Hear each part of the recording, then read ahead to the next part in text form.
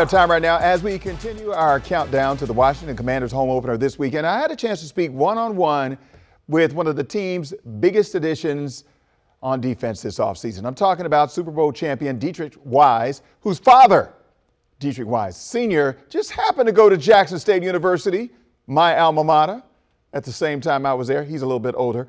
We also talked about his joy for giving back to the community. Take a look. All right, so I'm hanging out today with Dietrich Wise with the Washington Commanders. We were in Southeast D.C. at the Arc, where they're doing a big back-to-school charity event. Dietrich, thank you very much for coming in and talking with us. First of all, you're into charity. You're into the community. You want to make a difference. What is it that inspired you to be so involved in the community? Really, it stemmed from my parents. My mother and father always instilled that in me. My father always told me that service is the price you pay for your time here on earth. And that's something that I've always lived by. We started off with soup kitchens, toy drives, things of that nature. And my mom always told me that you never know what other people are going through. So if you're able to lend a smile, lend a hand, any type of way, do that. You know what I'm saying? And growing up, knowing that, coming from a Baptist household, understanding that we are vessels of the Most High, right. Using my platform to make people's days better, lives better, and then on forth. So right. That's kind of like what that mindset was, moving into that. And then we ended up starting a foundation, Wise Up Foundation, which our mission is to push, provide educational events, unite communities, serve students, student athletes, and then honor military veterans. So we just do that, right. And that's what we do. Tell me about your foundation. You started it because you played with the Patriots before you got here. I did. So you started it while you were up in New England. What was it like? What was the community response like up in New England? It was wonderful. It was wonderful. I did 2 programs. It was Brewster Trade and the Block Party.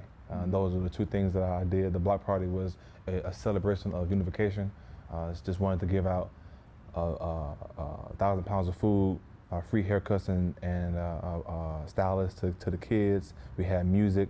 We partnered with the Boys and Girls Club so that those kids can have a platform to showcase their skills. They were very well versed in many different skills, so that block party was for them to showcase their skills. And also at the same time understood that the area that I did it was a food desert. So they didn't really have fresh produce, organic real food there. So wanted to bring in that farmers market in there, as well as also it was a health and medical desert. They didn't really have good access to good health care there. So what we did was we had a medical truck. They just came in and got free health care, eye, ear, nose, check, blood pressure, all that. So make sure that they were good. If they had anything, they can get it checked out. And then everything else was, I would say, just icing on the cake. Right. Food trucks, right. Face painting, pictures, things of that nature. But the main thing was for everybody to see the ones who came before them as well. So right. Simultaneously, we had a bunch of politicians come, the police chief came, the firefighter chief came, knowing that no one knew that, but they all were from the Mattapan area. So how the kids see that right. inspired them. And right. then our second one was Brewster Trade. Brewster Trade, as we all know, keep it short. College is crazy, you know. Once you get there, you got to pay for it. When you leave, you got debt. People don't really use their degrees that they got there, that they went to college for. So it's a lot of things. And then after COVID, understanding that people's jobs are very volatile, you know. So there's one thing that you can always have that will never leave you, and that's trades. The trade program is something that was kind of pushed aside to go pursue college. Well, I feel like using that same ideology, but bringing back the trades, filling in the gaps, because now the baby boomers are kind of getting older, right. and there's no one else to fix the HVAC, the plumbing, electricity, construction. So using those same things, allowing kids to say there's other ways to make money outside of the things that they're used to of making money for. Right. So we ended up getting, I want to say we had, this past summer we had 40 kids sign up, and they all got their certifications, and now they're all able to move forward in the trades. 2 people got jobs, now making $90,000 plus a year. So. You put a lot of thought into this. You're going in a lot of different directions. I mean, I know you said your parents kind of told you got to give back, but man, you're going in a lot. You even had, you said military as well. Man, you really thought about this and really dived into it. Yes.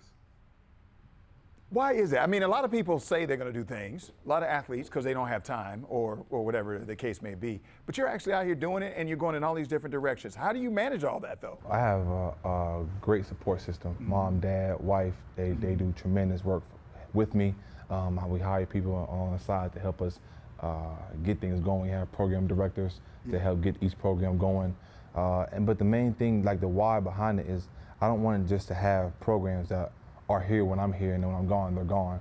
I'm trying to create programs that last, that will actually affect the community, that will actually benefit from people coming in. So whether that's just a simple relief of fresh produce that's free, 1,000 pounds, go get whatever you need, or whether that's getting your health checkup, or having your kid look good to go to school with the haircut and the barbers, or if it's taking your son or your daughter to go get a certificate to get trades, they can make $90,000 to $100,000 coming out of high school. Like, it's something that will last forever. So these programs aren't just temporarily; they're permanent.